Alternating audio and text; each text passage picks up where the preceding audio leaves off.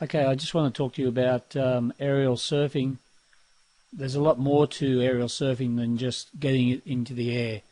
What I'm seeing around the beaches in Australia and elsewhere around the world is that surfers are out there just throwing in the air with no real idea how they should be performed. First thing that should be understood is that there's a technique in surfing for doing aerial surfing, and there's a recognisable technique just like all other surfing manoeuvres. With aerial surfing, you know, you've got to have enough speed, you've got to get the board into the air. When in the air, the surfer has to stay close to their board or over the top of their board, and then they have to land successfully to complete the manoeuvre. Get these four parts right and you will create successful aerials in a consistent fashion.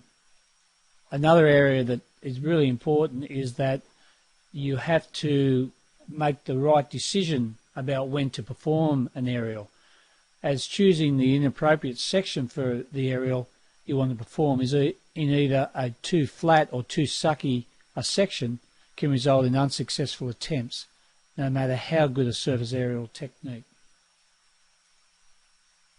The consequences of having errors in your aerial approach over a prolonged period of time can have a profound effect on the surfer's performance potential.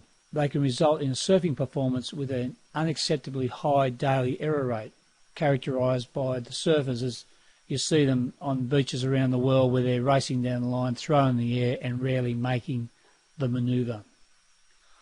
Or having a high error rate can condition a surfer to stop attempting them altogether because they just can't get it, and this stalls their progression even further. Both effects result in an undesirable outcome for surfers who want to surf to their best. The thing with the errors that surfers have, they're unique to every individual surfer.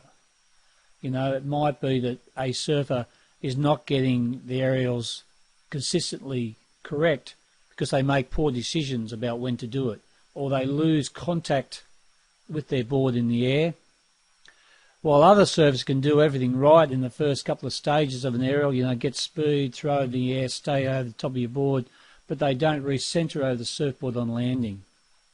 Or there are other surfers where there's a combination of errors. To create successful aerials, a surfer must first work out what they are doing wrong as the first step in creating a successful aerial attack. So what can a surfer do about it? If they really want to become an aerial or get aerials into their performance, first of all they should research and learn the technique of the aerials that they are trying to perfect. It's really important to find out what they're doing wrong by getting assessed by a knowledgeable local surf coach or through surfcoach.com's video analysis service. And then once you've got that awareness about the technique and then what you're doing wrong, you can use this awareness coupled with individualized focusing techniques to work upon and ultimately create successful aerial performances. So what's it look like? You can see here with a surfer coming off here, tries to get air, gets a little bit off the wave surface, but not really high enough for them to be able to recenter as they come back down the wave face. So they don't get in the air sufficiently in that case. Here's another surfer who gets in the air, stays over the top of their board, but just don't rotate enough to be able to for the board to come around and make the manoeuvre cleanly. Here's another surfer who throws in the air but loses contact with the board while they're in the air.